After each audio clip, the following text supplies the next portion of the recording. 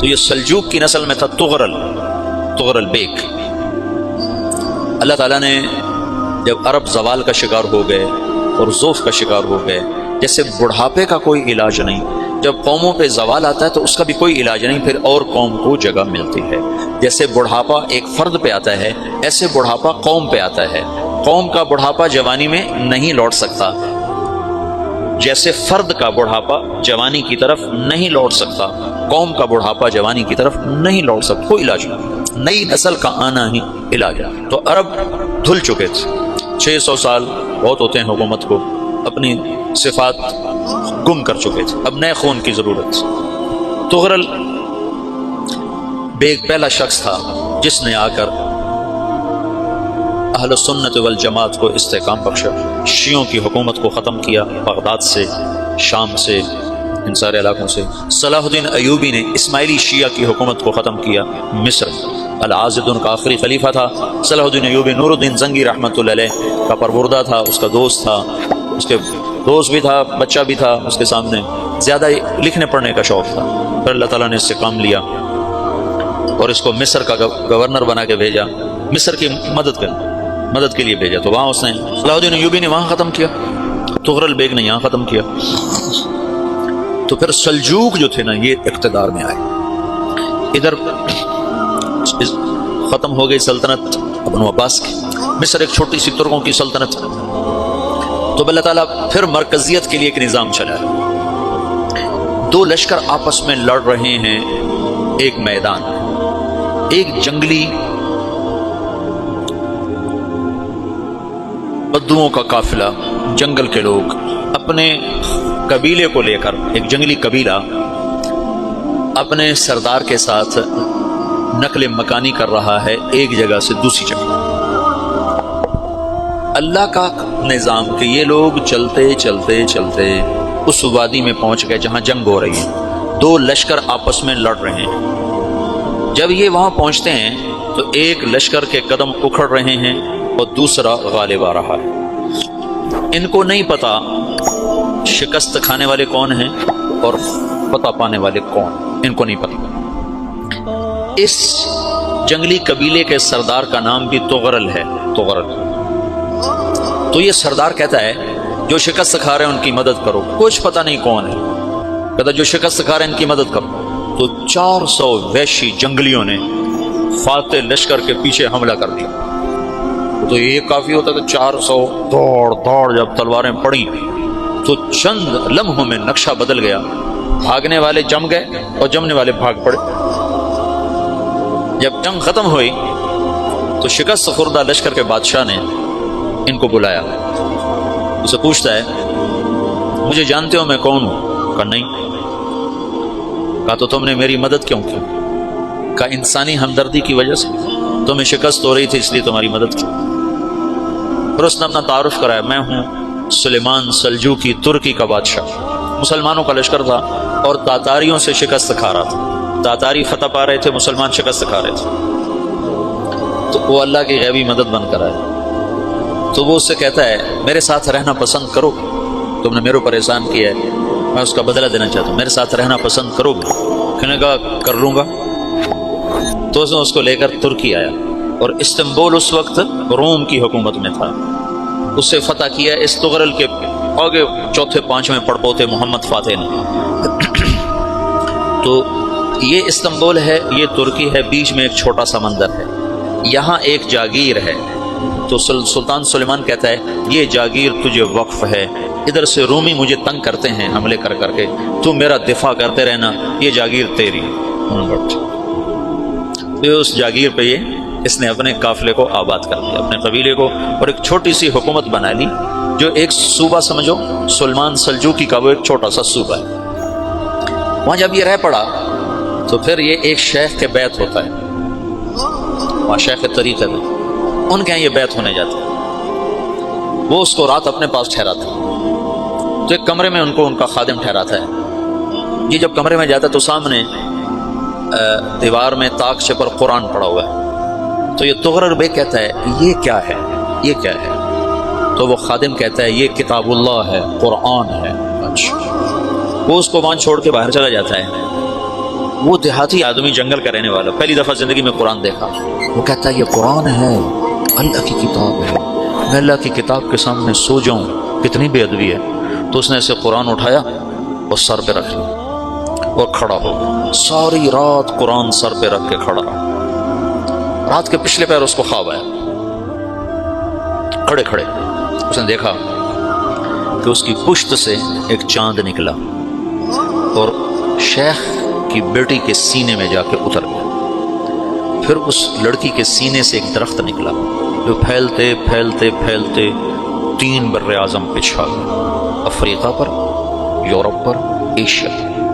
پھر اس کی آنکھ کھل گئی، وہ کھڑا ہوا ہے. تو اس نے صبح یہ خواب اپنے شیخ کو سنایا تو انہوں نے اپنی بیٹی اس کے نکاح میں دی تھی.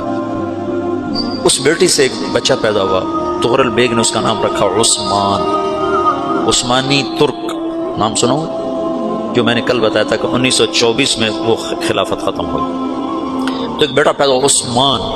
عثمان نے پھر ایک نئی اسلامی حکومت کی بنیاد رکھی جو 1924 تک چلتی رہی. کوئی 800 سال یہ حکومت چلی. تو حکومت کا شرازہ بکھرا لیکن پھر جڑ جاتا تھا، اور وہ کرنے اول والا جوڑ کبھی نہ پیدا ہوا، ٹکڑے بن گئے. ان ٹکڑوں میں اللہ لوگ پیدا کرتا رہا جو دعوت دیتے رہے، دعوت زندہ رہی. جو تربیت کا نظام تصوف کے ساتھ تھا اب وہ تبلیغ کے ساتھ. السلام علیکم ورحمۃ اللہ وبرکاتہ. میرے عزیزوں، بچوں، بیٹیوں، بہنوں، بھائیوں، بزرگوں، آج مجھے کہا گیا ہے کہ اللہ کے نبی سے محبت کی نشانی کیا ہے. تو میں نے 2 حدیثیں پڑھی ہیں، اس بعد میں بات کریں گے. ہمارے نبی محبت کے قابل کیسے نہ ہوں جن سے اللہ پیار کرتا ہے. والضحى واللیل اذا سجا ما ودعك ربك وما قلى وللآخرة خیر لك من الأولى ولسوف يعطيك ربك فترضى. اس میں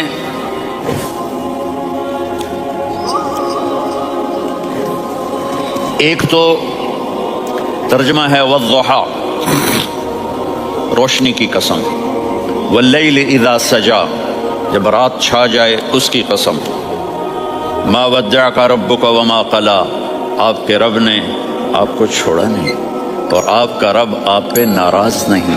قلا ناراض، کاف نہیں ملایا. ما ودعک ربک وما قلاک یہ ہونا چاہیے تھا، لیکن وہاں کاف کو ہٹا دیا کہ ناراضگی کے لفظ کے ساتھ اپنے نبی کے نام کو نہیں جوڑا. یہ تو اللہ کا اعزاز اور اکرام ہے. امام راضی تفسیر کے کنگ ہیں، ان کے 2 ترجمے بتاتا ہوں. والضحى، میرے محبوب آپ کے روشن علم کی قسم. واللیل اذا سجا، آپ کی چادر کی قسم، کالی چادر کی قسم جس میں آپ اپنے گناہگاروں کو چھپا لیں گے. تیسرا ترجمہ، یہ امام راضی کی بات ہے اس لیے میں آرام سے کہہ رہا ہوں. والضحى، یہ مجھے سب سے پسند ہے جو اب میں کہنے لگا ہوں. والضحى، میرے محبوب آپ کے خوبصورت چہرے کی قسم. واللیل اذا سجا، آپ کی سیاہ زلفوں کی قسم، آپ کے سیاہ پھیلے ہوئے بالوں کی قسم. بھلا آپ کا رب آپ کو چھوڑ سکتا ہے؟ بھلا آپ کا رب آپ پہ ناراض ہو سکتا ہے؟ یہ ہرگز نہیں. علم یجد کا یہ، ہاں، وللآخرۃ خیر لک من الاولی، یہ دنیا جانے والی ہے، آخرت باقی ہے. آپ نے فرمایا انا سید ولد آدم یوم القیامہ ولا فخر، قیامت کا دن دیکھو گے سرداری میرے ہاتھ میں ہوگی. لواء الحمد بیدی یوم القیامہ، قیامت کا دن دیکھو گے اللہ کا جھنڈا میرے ہاتھ میں ہوگا. انا خطیبہم اذا انصتوا، لوگ خاموش ہوں گے میں بولوں گا. انا قائدہم اذا وفدوا، لوگ چلیں گے میں لیڈ کروں گا. انا شافعہم اذا حبسوا، قدم رک جائیں گے میں شفاعت کروں گا. انا مبشرہم اذا ایسوا، وہ نا امید ہوں گے میں خوشخبریاں سناؤں گا. اجازت ہے کھڑے ہو کے پی لوں؟ مفاتیح الجنت بیدی یوم القیامہ، جنت کی چابی قیامت کے دن میرے ہاتھ میں ہوگی. یطوف علی الف خادم کانہم لؤلؤ مکنون، میرے گرد 1000 جنت کے خدام کھڑے ہوں گے میدان محشر میں. انی و امتی علی کومن من الارض، قیامت کے دن میں اور میری امت ایک اونچے مقام پر کھڑے ہوں گے، باقی سب نیچے ہوں گے. میرے رب کہہ رہا ہوں وَلَسَوْفَ يُعْطِيكَ رَبُّكَ فَتَرْضَىٰ.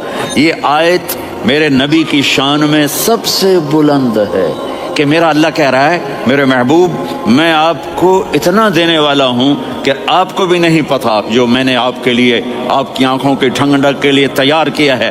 آپ جانتے نہیں میرے محبوب کہ آپ کا رب آپ کو کیا دینے والا ہے. اگر ہوتا نا وَلَسَوْفَ يُعْطِيكَ رَبُّكَ ثُمَّ تَرْضَىٰ، میں آپ کو دوں گا پھر آپ راضی ہو جائیں گے، بالکل مطلب اور ہو جاتا.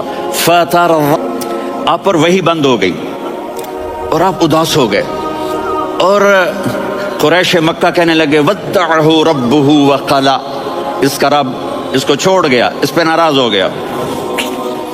غیروں کی بات بری لگتی ہے، اپنے کچھ کہہ دیں تو ایسا لگتا ہے جیسے خنجر لگ گیا. تو حضرت خدیجہ نے کہہ دیا یا رسول اللہ ناراض تو نہیں، بس یہ سننا تھا کہ آپ کا دل مٹھی میں آ گیا. اور اسی وقت جبریل ہانپتے کانپتے آ گئے. والضحیٰ، اللہ اکبر.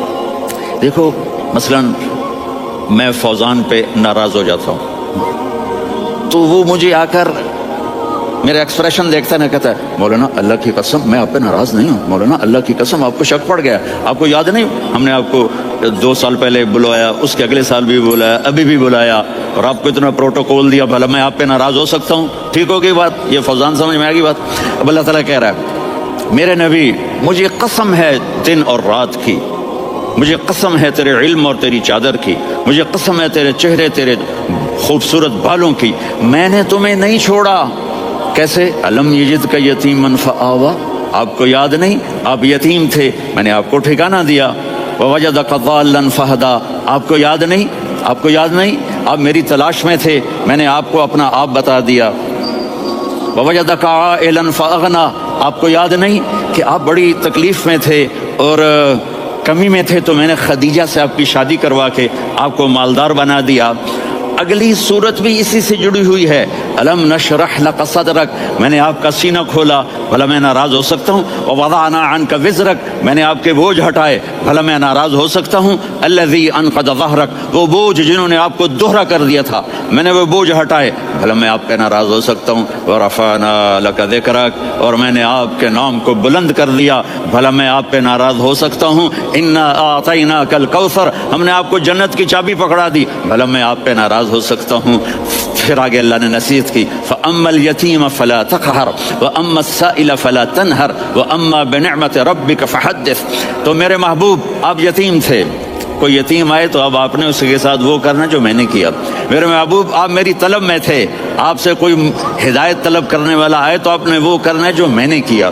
اور میرے محبوب میں نے آپ کو ایک مالدار گھرانے میں شادی کروائی تو آپ بھی اپنے رب کی نعمتوں کو لوگوں کو بیان کریں. اس صورت میں اتنا خوبصورت تناسب ہے. پیچھے چلو، ما ودعک ربک وما قلی، دلیل کیا ہے؟ الم یجدک یتیما فآوا. بھلا میرے محبوب میں کیسے چھوڑ سکتا ہوں؟ آپ یتیم تھے، میں نے ٹھکانہ دیا. وللآخرۃ خیر لک من الاولی ولسوف یعطیک ربک فترضی. تو اگلی آیت آ رہی ہے الم یجدک یتیما فآوا ووجدک ضالا فہدا وللآخرۃ خیر لک من الاولی. اس کا اس کے ساتھ جوڑ ہے ووجدک عائلا فاغنا، اس کا آخری آیت کے ساتھ جوڑ ہے ووجدک عائلا فاغنا اور ولسوف یعطیک ربک فترضی. اب میں آپ کو ترتیب سے بتاتا ہوں. پہلی ما ودعک ربک وما قلی، یہ جا کے جڑتی ہے الم یجدک یتیما فآوا وللآخرۃ خیر لک من الاولی ولسوف یعطیک ربک فترضی. اور آگے کیا آ رہا ہے؟ ووجدک ضالا فہدا ووجدک عائلا فاغنا. یہ تین کا سیٹ ہے. ما ودعک ربک وما قلی، یہ جا کے جڑتا ہے الم یجدک یتیما فآوا وللآخرۃ خیر لک من الاولی. یہ جا کے جڑتا ہے ووجدک ضالا فہدی ولسوف یعطیک ربک فترضی، یہ جا کے جڑتا ہے ووجدک عائلا فاغنی، پھر اگلی تین ان اوپر والی تین سے جڑتی ہیں میرے محبوب الم یجدک یتیما فآوی، فاللہ تعالیٰ آگے فرما رہا ہے فاما الیتیم فلا تقہر۔ سبحان اللہ، کیسے پرویا ہے میرے رب نے، کس خوبصورت انداز میں اس کو پرویا ہے۔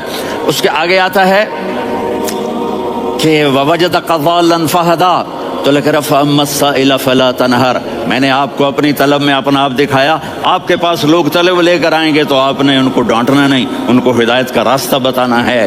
وَلَسَوْفَ يُعْطِيكَ رَبُّكَ فَتَرْضَىٰ وَأَمَّا بِنِعْمَةِ رَبِّكَ فَحَدِّثْ۔ یہ سورۃ والضحیٰ میں گم ہو جاؤں گا، مجھے تو تھوڑا آگے یہ بتانا ہے کہ میرے نبی سے محبت کیوں نہ کریں، کہ ان سے اللہ پیار کر رہا ہے، ان سے اللہ محبت۔ قرآن نے قسمیں اٹھائی ہیں، قرآن کی سب سے پہلی قسم سورہ نساء، اور قرآن کی سب سے آخری قسم والعصر ان الانسان لفی خسر،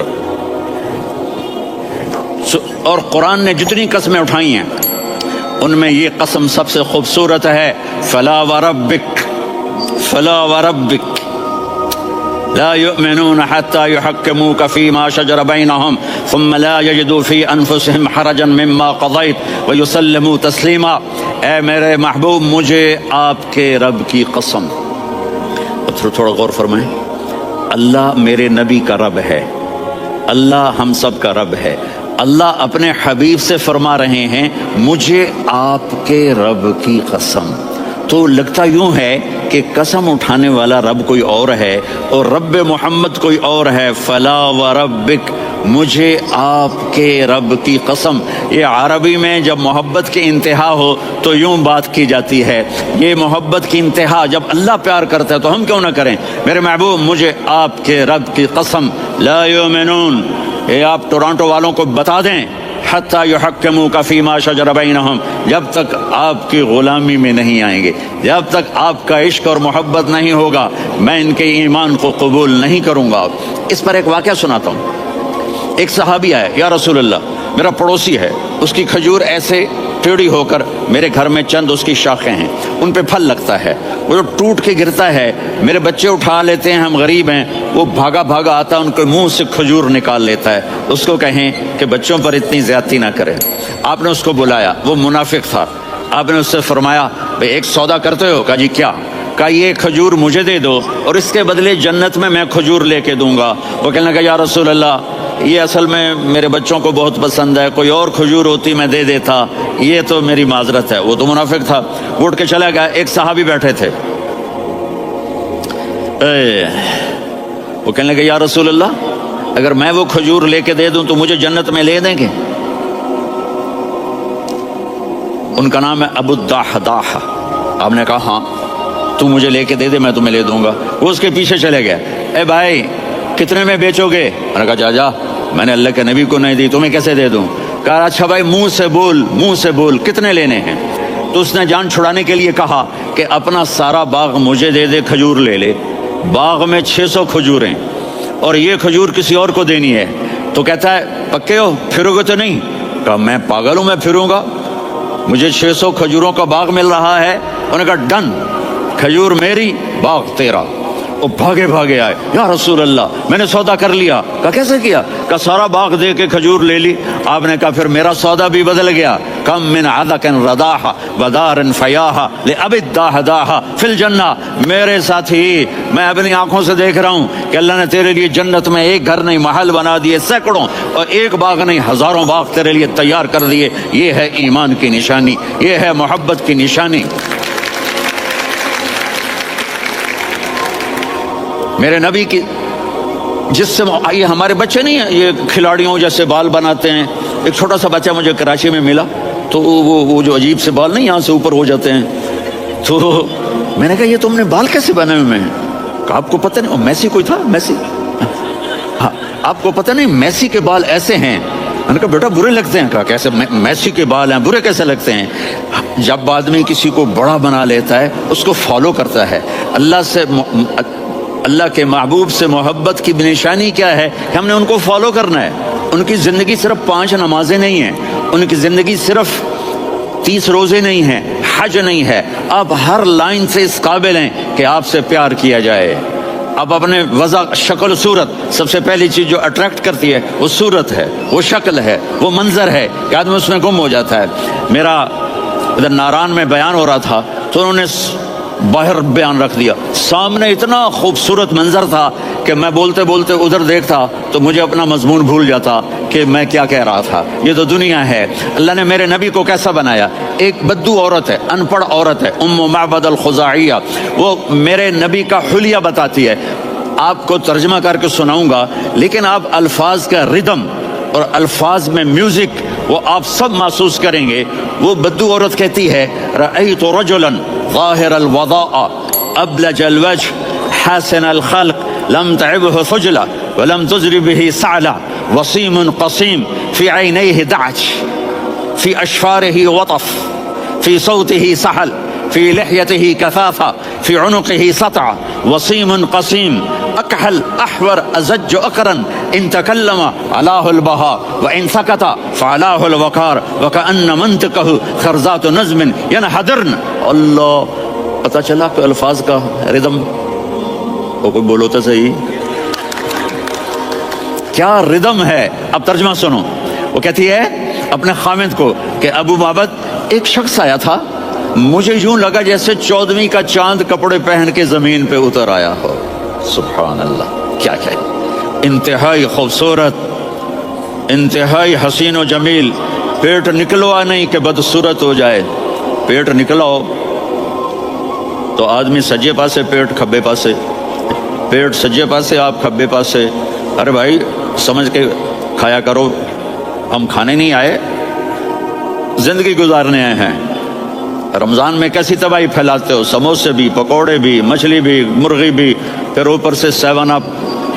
وہ کہتے ہیں اس میں تو گیس ہوتی ہے، اس کا گیس باہر نکلتی ہے تو ڈکار آتا، کہتا ہے شکر ہے ہاضمہ ہو گیا۔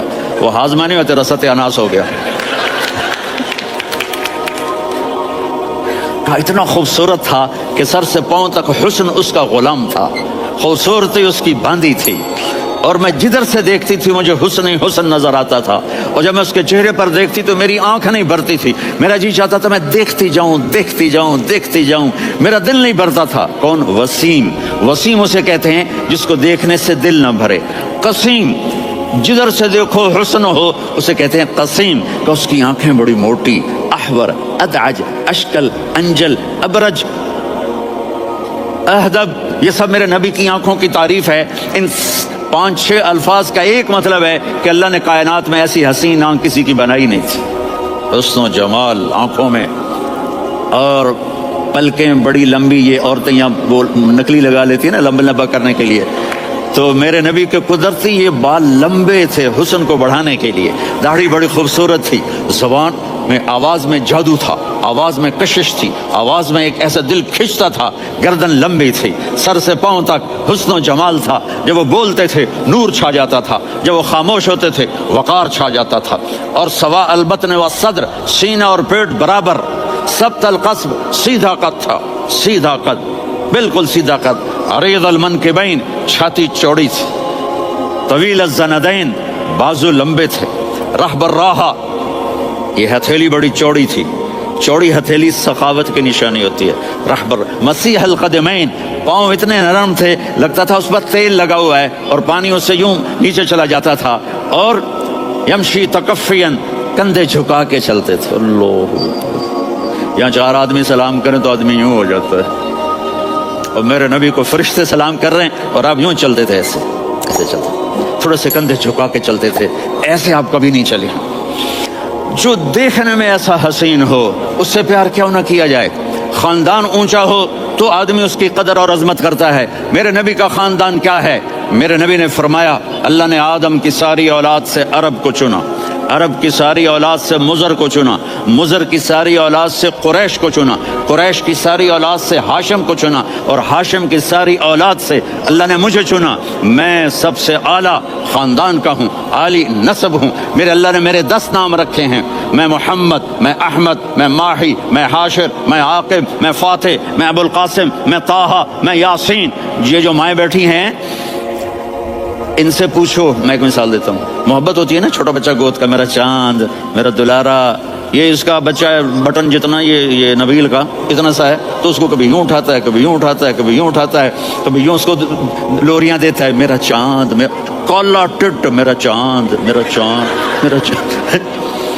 تو میرے رب کو اپنے حبیب سے محبت ہے، تو صرف محمد نہیں کہتا، چونکہ محمد کہنے سے محبت کا فلو نکلتا نہیں، تو اللہ نے اپنی محبت کے فلو کو نکالا، میرا محمد، میرا احمد، میرا ماہی، میرا حاشر، میرا عاقب، میرا فاتح، میرا قاسم، میرا ابو القاسم، میرا طٰہٰ، میرا یاسین، یہ اللہ نے اپنے حبیب کے نام۔ اور پھر قرآن میں جاؤ، شاہد، مبشر، نذیر، داعی الی اللہ، سراج منیر، رؤوف، رحیم، عزیز، حریص، مزمل، مدثر، یہ اللہ نے پورے قرآن میں سارے نبیوں کا نام لیا، یا عیسیٰ، یا موسیٰ، یا یحییٰ، یا ابراہیم، یا نوح، نام لے کر پکارا، لیکن اپنے حبیب کو ایک دفعہ بھی یا محمد نہیں کہا، بلکہ لقب سے پکارا، یا ایھا النبی، یا ایھا الرسول، یا ایھا المزمل، یا ایھا المدثر۔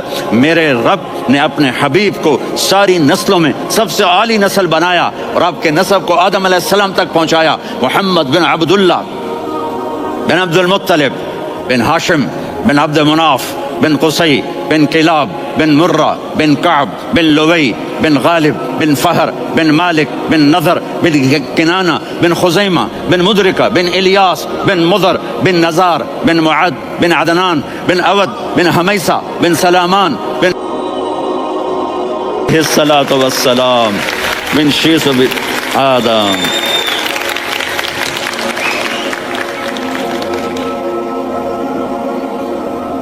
اگر اپنے نبی سے پیار نہ کریں تو کس سے پیار کریں؟ کون وفادار ہے؟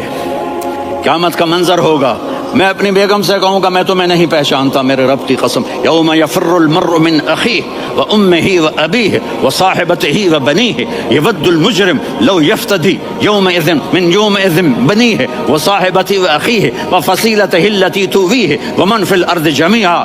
کلا، قیامت کے دن میں کہوں گا صفیہ میں تمہیں نہیں پہچانتا، یہ کہے گی مولانا صاحب میں آپ کو نہیں پہچانتی، یہ یوسف میرا بیٹا بیٹھا ہے، میں کہوں گا کون ہو، کہاں سے آئے ہو؟ یہ کہے گا ابا آپ کون ہو، کہاں سے آئے ہو؟ بھائی بھائی کو نہیں پہچانے گا۔ ماں اور اولاد کا کتنا گہرا رشتہ ہوتا ہے، ماں کہے گی میں نے تمہیں جنا ہی نہیں ہے، اور جب جہنم میں ایک چیخ مارے گی تو سارے انسان اور فرشتے اور انبیاء ایسے گریں گے، اور سب نفسی نفسی، آدم علیہ السلام نفسی نفسی، نوح علیہ السلام نفسی نفسی، ابراہیم علیہ السلام نفسی نفسی، اسماعیل، اسحاق، یعقوب، یوسف، یونس، عیسیٰ، موسیٰ، یوشع، لوط، شعیب، صالح، ہود، سارے انبیاء نفسی نفسی نفسی نفسی، میری جان بچا، میری جان بچا۔ ایک طرف سے ایک آواز آئے گی، ایک آواز آئے گی، امتی امتی، واہ یا رسول اللہ ہم آپ پہ قربان جائیں۔ جس دن ماں نہیں پوچھ رہی، نبی نہیں پوچھ رہے، بیٹا نہیں پوچھ رہا، بھائی نہیں پوچھ رہا، یا رب امتی امتی، یا رب امتی امتی، یا اللہ میری امت، یا اللہ میری امت، یا اللہ میری امت۔ تو نظریں طواف کریں گی، یہ آواز کہاں سے آ رہی ہے؟ یہ کون بول رہا ہے؟ سب سے الگ کون ہے جو امتی امتی کہہ رہا ہے؟ جب نظریں آواز کی طرف چلتے چلتے چلتے چلتے پہنچیں گی تو وہاں میرے آپ کے جھولی پھیلا کے کھڑے، یا میری امت کو، یا اللہ میری امت کو۔ کون سی امت جو ساری زندگی شرابیں بیچتے رہے، جوئے کھیلتے رہے، زنا کرتے رہے، سود کھاتے رہے، جھوٹ بولتے رہے، چوریاں کرتے رہے، ڈاکے مارتے رہے؟ میرا نبی کہہ رہا ہے میری امت کو بچا لے، میری امت کو بچا۔ تو اس سے پیار نہ کرے تو اور کس سے کرے؟ موت پہ رشتے ٹوٹ جاتے، میرے نبی نے اس دن بھی اپنے رشتے کو نہیں توڑا۔ ابراہیم جیسی شخصیت کہیں گے سنو اے اللہ تیری میری دوستی کا واسطہ مجھے بچا لے، تیری میری دوستی کا واسطہ مجھے بچا لے۔ عیسیٰ علیہ السلام کہیں گے یا اللہ میں اپنی ماں مریم کا بھی سوال نہیں کرتا، میری جان بچا لے، مریم جانے تو جانے میری عیسیٰ۔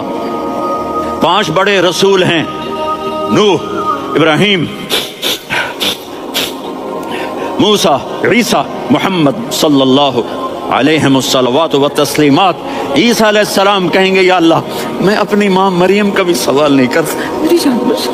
اور میرا نبی کہے یا اللہ میری امت کو بچا لے. کون سی امت؟ انہوں نے ساری زندگی اس کا مذاق اڑایا.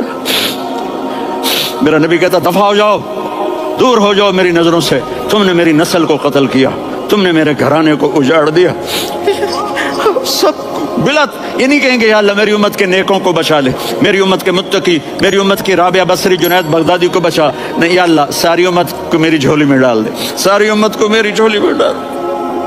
یہاں اللہ کہے گا وَلَسَوْفَ يُعْطِيكَ رَبُّكَ. معافی چاہتا ہوں, میں جذباتی ہو گیا ہوں.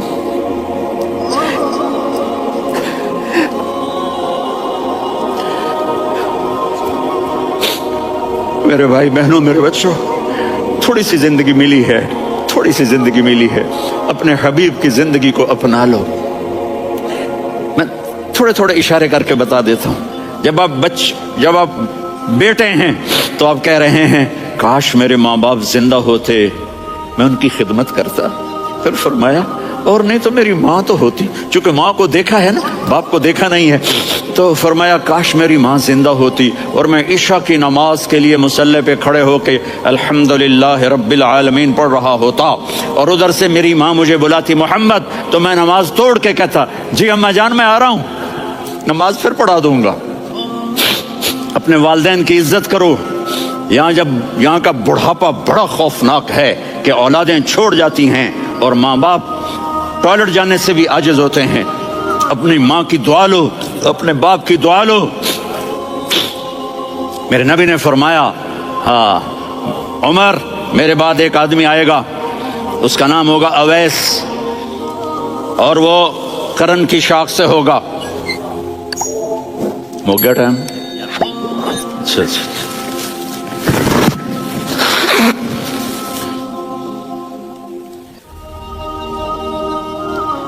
اسے دعا کرانا, علی آپ بھی, عمر آپ بھی. یا رسول اللہ کس لیے؟ کہ اس نے ماں کی ایسی خدمت کی ہے کہ جب ہاتھ اٹھاتا ہے اللہ اس کے ہاتھ خالی نہیں لوٹاتا. حضرت عمر رضی اللہ تعالی عنہ نے حج کے موسم پر سارے حاجی کھڑے کر لیے, کہا بھائی یمن والے کھڑے رہو باقی بیٹھ جاؤ. تو بیٹھ گئے. پھر فرمایا کہ یمن والے بیٹھ جاؤ, قرن والے کھڑے رہ جاؤ. تو ایک آدمی کھڑا رہا, کہا تم قرنی ہو؟ کہا جی ہاں. اویس کو جانتے ہو؟ جی میرے بھائی کا بیٹا ہے, لیکن تھوڑا پاگل سا ہے, آپ کیوں پوچھ رہے ہیں؟ حضرت عمر نے فرمایا وہ نہیں, تو پاگل ہے. کدھر ہے؟ کہا جو اونٹ چرانے گیا ہے ادھر عرفات کی طرف. تو آپ نے حضرت علی کو ساتھ لیا اور دوڑ لگائی سواری پر. دیکھا تو اویس کرنی ایک کیکر کے نیچے نماز پڑھ رہے تھے اور اونٹ چر رہے تھے. تو جب انہوں نے دیکھا کہ دو آدمی آ کے بیٹھ گئے تو انہوں نے نماز شارٹ کٹ کر دی. تو حضرت عمر نے پوچھا کون ہو بھائی؟ کہا جی میں مزدور ہوں. کہا تیرا نام کیا ہے؟ کہا جی اللہ کا بندہ. کہہ رہے بھائی تیری ماں نے تیرا نام کیا رکھا ہے؟ اس نے تو نہ حضرت عمر کو دیکھا تھا نہ علی کو. وہ کہنے لگا بھائی تم کون لوگ ہو میرا انٹرویو کرنے والے؟ یہ تو میں اپنی زبان میں کہہ رہا ہوں. تو حضرت علی بولے کہ بھائی یہ ہیں امیر المومنین عمر بن خطاب اور میں ہوں علی بن ابی طالب. تو وہ ایسے کانپنے لگے, میں معافی چاہتا ہوں, میں پہلی دفعہ آیا ہوں, میں نے آپ کو دیکھا نہیں. فرمائیے آپ.